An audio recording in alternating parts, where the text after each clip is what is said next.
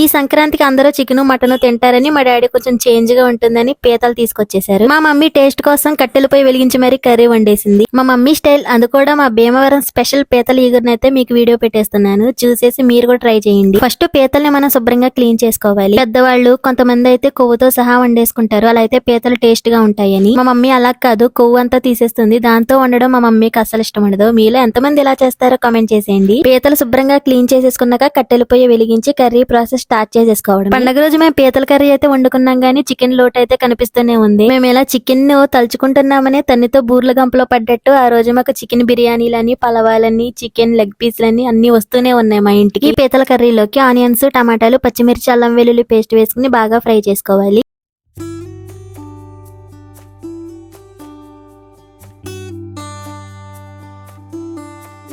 Onions, టమాటాలు బాగా fry అయిపోయాక ముందుగా మనం క్లీన్ చేసుకున్న పీతలను అయితే వేసేయాలి. పీతల్ని ఇలా 2 minutes ఆయిల్ లో ఫ్రై చేసుకోవాలి. స్లోగా అవి కలర్ చేంజ్ అవ్వడం స్టార్ట్ అవుతాయి. మా చిన్నప్పుడు మా అమ్మమ్మ వాళ్ళ ఇంటికాడ చేపలు, రొయ్యలు, పీతలతోనే రోజు గడిచిపోయేది. మాకు కూరగాయలు చాలా తక్కువ, అందుకే మా చిన్నని ఇప్పటికీ కూరగాయలు తిండి ఎక్కువగా. ఇలా పీతల్ని ఒక 10 minutes ఆనియన్స్ తో పాటు ఆయిల్ లో ఫ్రై చేసుకోవాలి. కలర్ చేంజ్ అయిపోయాక ఇందులో 4 spoons కారాన్ని అయితే యాడ్ చేసుకోవాలి.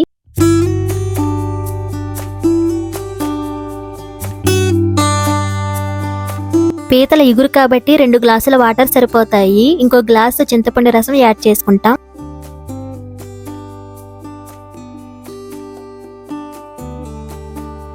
కర్రీ ఇలా బాయిల్ అవ్వడం స్టార్ట్ అవగానే ఇందులో చింతపండు రసం యాడ్ చేసేయాలి. అది మన కర్రీకి పుల్లదనాన్ని, టేస్ట్ ని ఇస్తుంది. ఇక కర్రీని మనం ఎక్కువ మంట మీద బాగా ఉడికించుకోవాలి. బాగా ఎగిరి దగ్గరికి రాగానే మన పీతల ఇగురు అయితే రెడీ అయిపోయినట్టే. టేస్ట్ కోసం కొత్తిమీర యాడ్ చేసుకోవాలి. అన్నట్టు దీనిలోకి నేను ఒక మసాలా పేస్ట్ కూడా ప్రిపేర్ చేశాను.